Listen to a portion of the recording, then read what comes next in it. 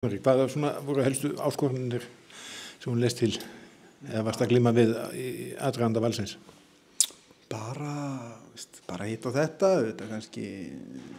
einhverju leyti nýtt að vera með 3 markmenn og en mér fannst einhvern veginn en mér langaði bara að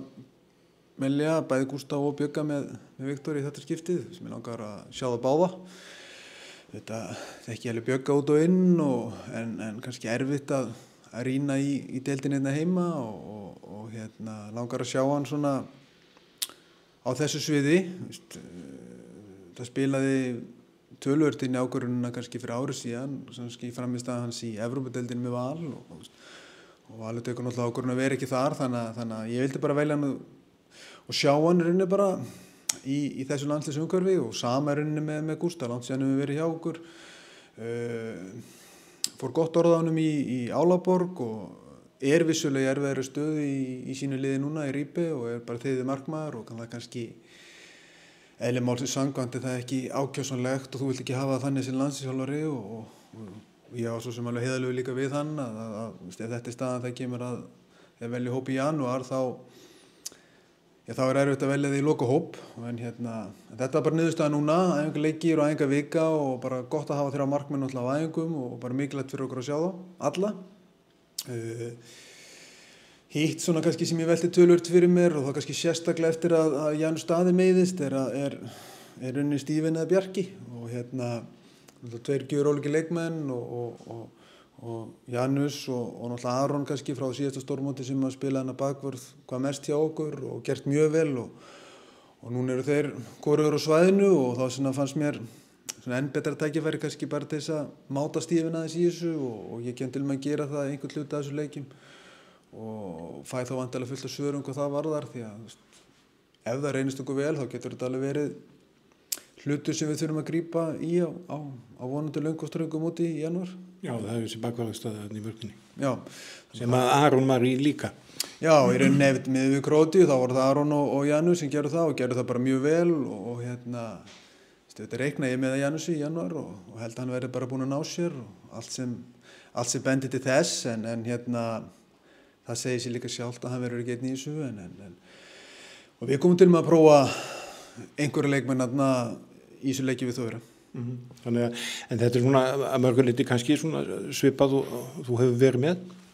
Já, það er engin ég veit ekki hvort að menn sé ekki í hausa á þessu valið, það kannski skiptir mig heldur ekki neinu máli. Ég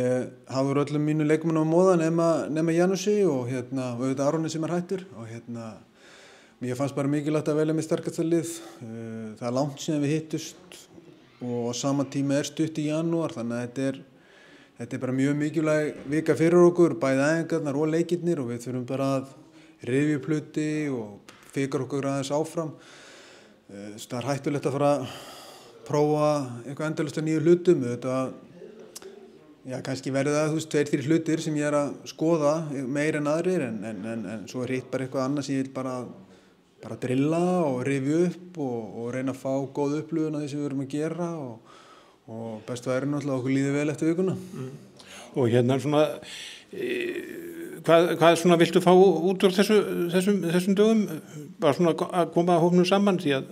kannski dagarnir verða færi í janúar? Já, gömul sá ný og allir sitja nú við saman borð þar en þetta er svona þegar maður rennur inn í vikuna þá er ekkert eitthvað eitt sem ég vil umfram annað. Ég veri bara mest til í að vörnin, sóknin og allt þetta myndi bara svona harmonera rosa vel og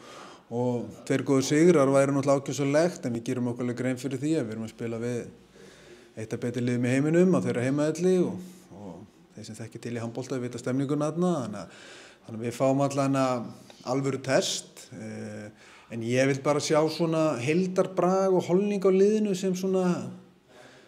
lætur okkur líða vel þegar kemur að janúar. Ég held að eins og ég var að segja það er merkilega stutt í að bara ég velji loka hóp og við komum saman fyrir EM og því fleiri hlutir sem reynast okkur vel og ganga vel í Þýskalandi því betra, það segir sér bara sjálft en við erum ekkert að fara umturna neinu, við erum bara að fara að byggja ofan að það sem við höfum gert en á sama tíma er ég líka að drilla alls konar hluti.